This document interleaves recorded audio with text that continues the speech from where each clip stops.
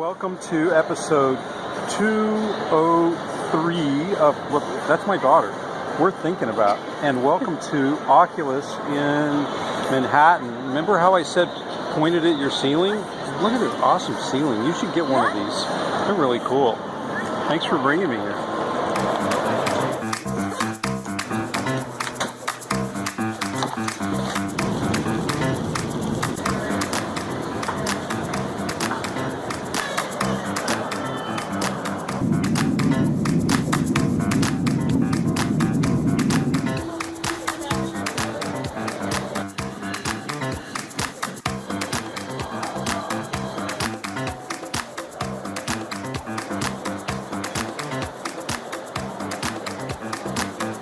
Sometimes you can use your floor for a good background, or the skyline around you.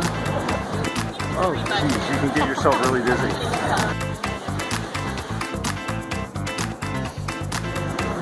Man, they sure are sexy in person. I don't know where you stand politically or in your beliefs, but I know where I stand right now. Get it? Welcome to episode 203, I believe it is, on iterations. We're going to talk about pivoting. We're going to talk about learning by failure. And we're going to talk about a story I have not shared with too many people until about 3 nights ago, with about 20-ish awesome guys. And we're in Lower Manhattan. That's my daughter, who has wonderfully brought me here. So, talk about culture shock, and we were just talking about iterations, about how to pivot, how to change your belief system.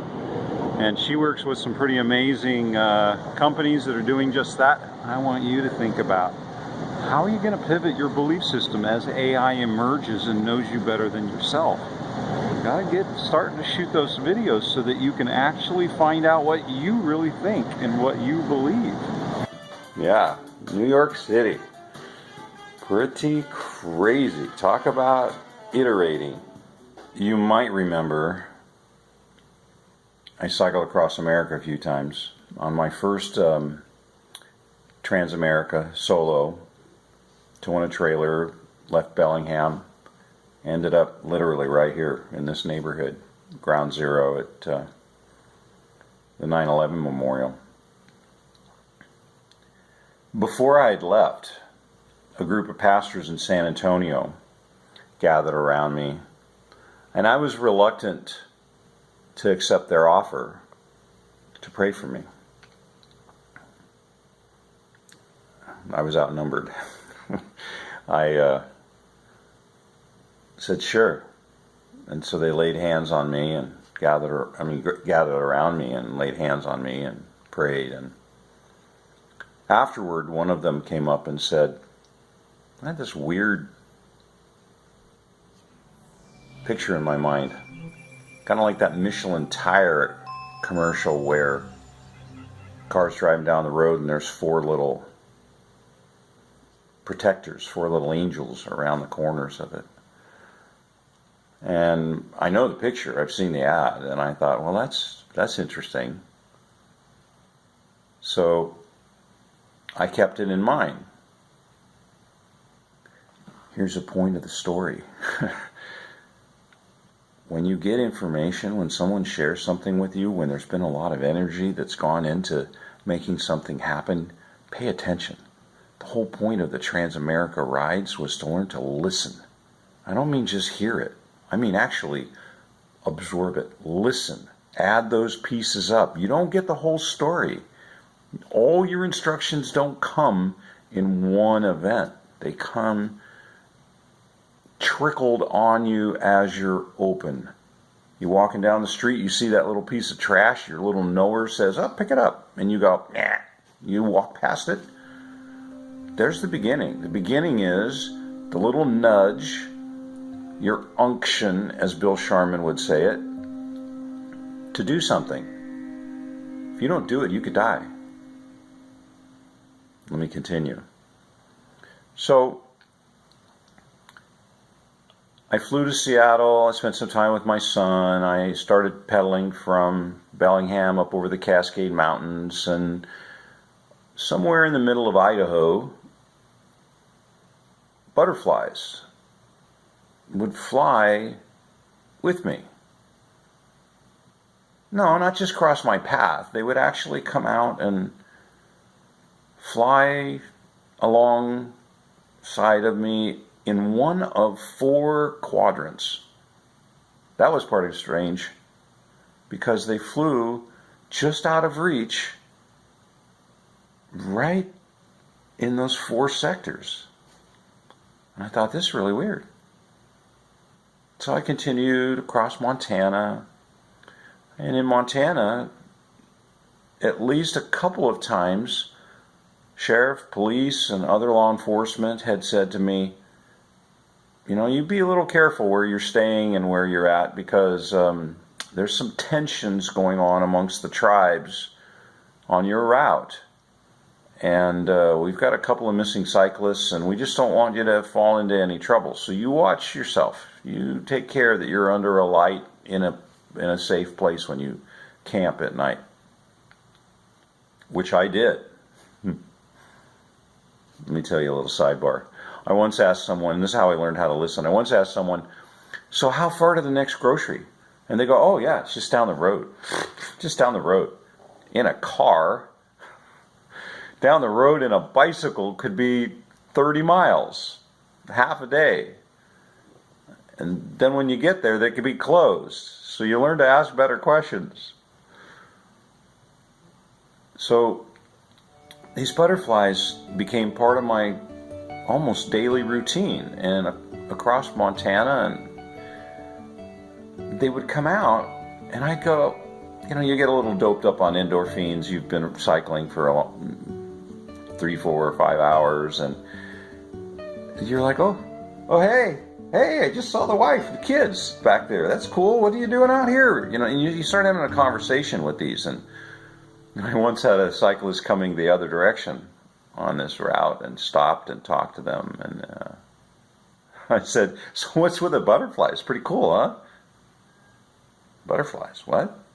Well, we talk about chilling a conversation when they think you're talking about being Dr. Doolittle, flying or pedaling with butterflies. And it wasn't happening for them. And I was like, okay, I'm listening. And on the back of my trailer was an American flag from earlier in Montana. I put it out there to keep the cars so they'd go around me instead of being so close. So it could be the fluttering of that. I thought, oh, the flowers around me are, I don't know what this, safflower, cornflower, one of the, anyway, they were flax, something. They were one of those crops that they turn into oil. I'll look it up and put something here. And I thought it could be the blue color of my handlebars, or maybe it was the bug spray. Maybe they like to fly right behind me because they were drafting on me. I mean, I was thinking it all through. And kind of out in eastern Montana, the roads get pretty straight. It's going to be several days. You just put your head down. You're just pedaling along. You close your eyes. You got your motivational training, Zig Ziglar, Wayne Dyer, Tony Robbins, the whole litany of them. You got them all going in your head one at a time. And this butterfly came out and I went, hey, how's the family? And your head's down. And yeah, the butterfly made an abrupt and unusual maneuver down, up, and away to the right. And it was enough that I went, huh, what? I lifted my head and immediately jerked my handlebars and went into the ditch or off the road. Ditch is more like a slope. Okay, so I immediately pulled off the road because coming straight at me was, I believe it was an Impala convertible, probably doing about 80 miles an hour, billowing dust cloud behind them. They were on my shoulder, coming head on for me, and the shock wave that went by me, I could actually feel as if it had, it shook my clothing. It was that close. And if I had not moved over a few feet in that few seconds, I would have been a grill, you know, a hood ornament, done, toast, finished, over. I stood there shaking a little bit and then thought, wow, butterflies are pretty awesome. Just saved my life. Good thing I was paying attention. Whew, good thing I obeyed. A few days go by, maybe about 4 or 5 days. Angelina happened to sent me a package so I could restock my stuff, and so I did that. And in the package was a coupon for a McDonald's hot meal, right? I've been eating, it's summer, you just eat fruit and stuff, but I was like, oh, hot meal. And it hadn't be, weather front had just gone through, and it was cold that morning and wet. And so I went to, in Fargo, North Dakota, I went to a McDonald's. And as I went in, I looked around, it was full of senior citizens. I mean, there was no place to sit except at a table with an Indian. And you remember I was supposed to keep but I was like, well, okay, there's plenty of witnesses. It's broad daylight. Come on, Daniel. I got my meal being delivered to me at the counter, and I heard this, hey, I need to talk to you. And I was like, oh, people are looking at me. I turn around, and it's a gentleman sitting at the table pointing at me. I need to talk to you, he said. So I thought, well, okay, this is interesting. I went and sat down at the table, and we started eating a meal. And I go, why do you have to, wait a minute, what's all that stuff? I'm looking at all this. It looks like a Walmart greeter. It's got a hat on, it's got a shirt, it's got all kinds of pins and medallions and ribbons and stuff. And I go, wait a minute, you're not a Walmart. Those are all battle medallions and all campaigns. And I was like, who are you? And he says, I'm Glen Douglas. And we dug into the story a little bit. You might know the movie with Nicolas Cage in it called Wind Talkers.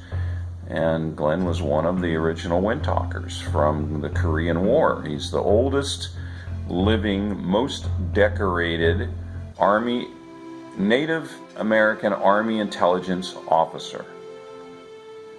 It means the guy had some interesting life experiences. So, in the middle of the conversation, I said, why do you have to talk to me? And he laid the paper down, the newspaper he was reading, and he pointed to a picture of me. Is that you?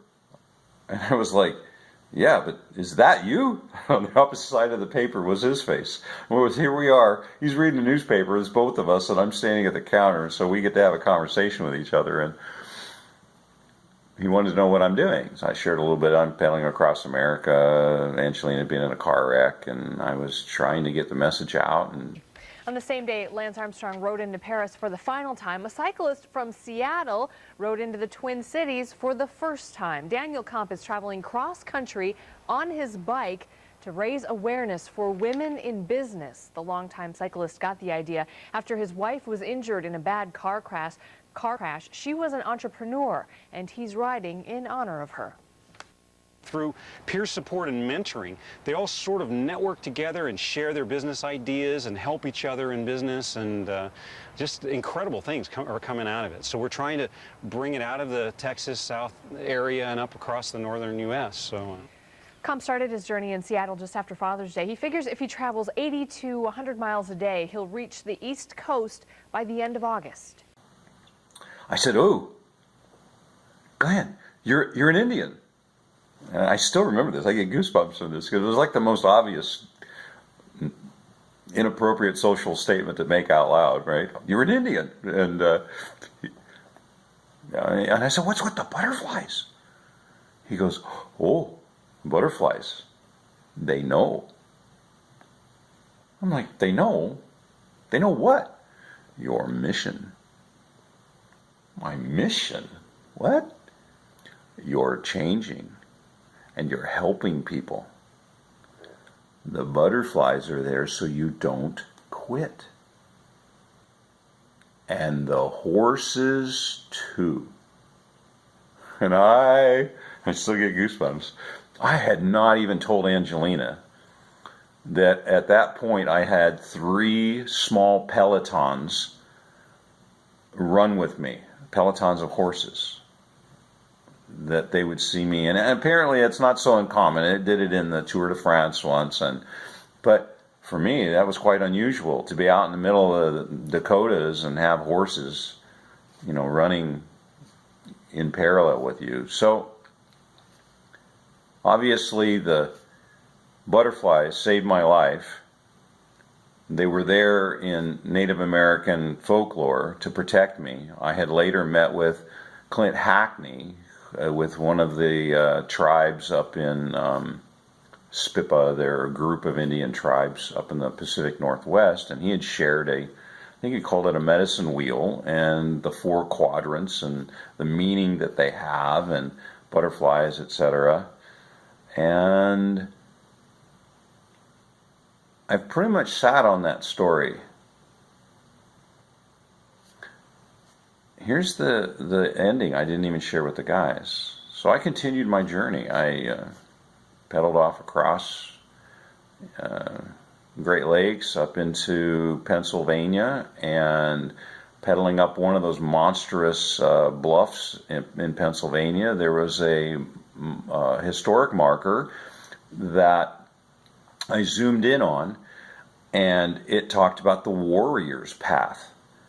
That the road I had been on for some 800 miles was a proving ground of sorts, where Indians, the younger warriors, would ride out, and if they were able to return, that they had proven themselves to overcome challenges.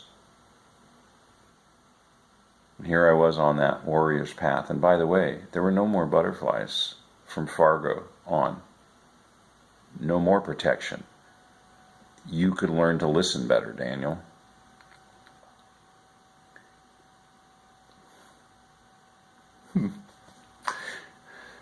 At the right time, your story would be valuable. So I say this, hoping that that experience and dozens of others would add value to my corpus for my grandkids, but to help you tell some stories that you're afraid to tell because people won't understand it. They won't get it. This is a journey that's very personal. It's very deep. It's very unknown and special. And you need to share it. You're not going to be able to train your AI bot if it doesn't have much about you. And you won't make it up your summit if you don't learn to listen. And it starts with the little unction to do something. And it finishes, or at least in the higher altitudes, the air gets thin, and they all turn into challenges. So watch those previous episodes as the heater turns on to make noise. Watch some of the earlier episodes, especially the Nowhere, Now Here, Death Valley.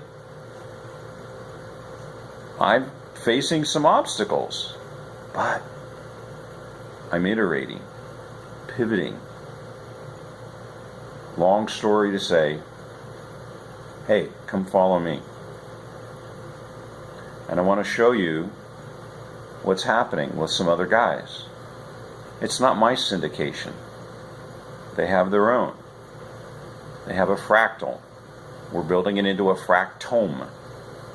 They're capable of being digital franchises, similar to 360 Men. Whether you want to join the journey of self-understanding, self-actualization with a group of guys ahead of the emerging AI, so that you don't have to be part of the useless class, so that your family can change lanes, can change destinies, outcomes, and become a platform owner. Talk to me. I have a platform. You might have a story. Okay, that's a long way of telling it. Thanks for hanging in there. I want to encourage you. It's very, very much worth the challenge. All right. Bless you guys. See you next week.